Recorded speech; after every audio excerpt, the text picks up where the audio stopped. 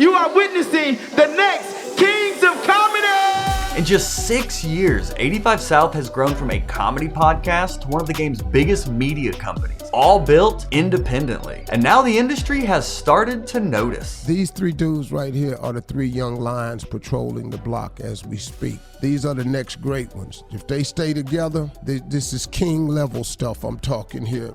But most people don't know their early struggles to hit this king level. Getting kicked out of studios, dealing with janky promoters, and more we'll get to later. I interviewed several members of the 85 South team to get their sauce on how they became the new kings of comedy. When I asked Chico about the chemistry, he said, "That's a great question, Joel Byers. I need to get more white people working with me, man." The reason why we're able to do what we do is because it was just based in a genuine, we brothers, for real. We don't sit around and talk about work.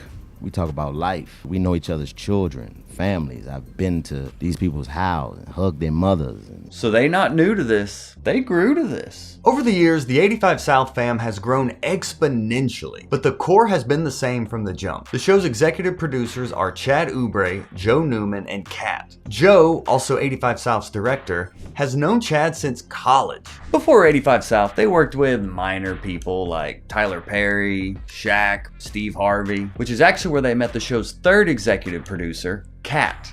So all three have worked with original Kings of Comedy and are now working with the new Kings of Comedy. Coincidence? However, all this talent in front of and behind the camera did not make 85 South immune to the struggle. They built their success brick by brick, documenting the entire process, the good, the bad, and the janky promoters. The first 85 South show dropped on February 24th, 2016.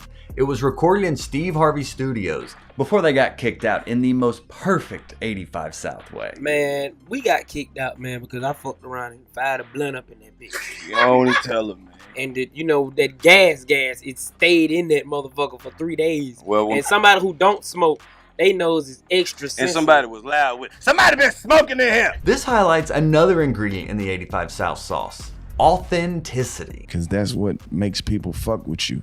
They need to see that you a real motherfucker like them. If you scroll through their YouTube channel, it's like a time capsule of their come up. I remember the early days when they had pen and paper like news anchors and DC would be texting the whole time. And now they have their own studio with sets like the living room where celebrities want to come and just kick it. And according to their producer, how they developed this authentic vibe was very intentional. We don't mind figuring it out like in front of people. One of my favorites of them figuring it out is when they had to deal with a janky promoter that didn't want to pay them. We just waiting on them to come up with the money. Hey man, it worked out. So we like the death row to cash money, the bad boy of comedy, you know what I'm saying? Yeah, we all that. This transparency is the secret sauce behind how they cultivated such a loyal fan base. We, the 85 percenters, yes me, I'm not here appropriating, I'm appreciating. Alright, don't judge a book by its color. And if you are enjoying this, click subscribe for your boy. What I love about 85 South is that every race enjoys the show and we all get a front row seat to the show's inspiring evolution. From their studio spaces, to the trap, to the brick wall, to pop-ups, and now their own studio. The same with their live shows, doing smaller venues, crafting their style that expanded to clubs, theaters, and now arenas. Following this journey has truly cultivated an 85 South family. I had a dude in the mall walk up on me, man, literally.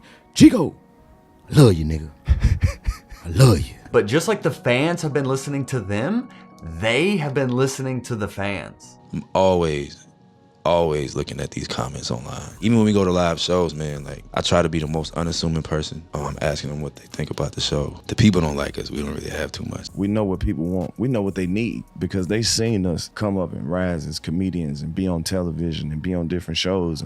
And even though they have all these celebrity interviews now, their most popular episodes are still their live shows, which is why they've been able to pull a move few companies can. For a long time, their YouTube channel has been like their own Netflix, until they decided to launch their own Netflix and call it Channel 85, a subscription network accurately priced at $8.50 a month or $85 a year. Inside, you will find an impressive library of original content ranging from live shows to 80 Vibe, Project Carlos, and much, much more. And all this has happened in just 6 years.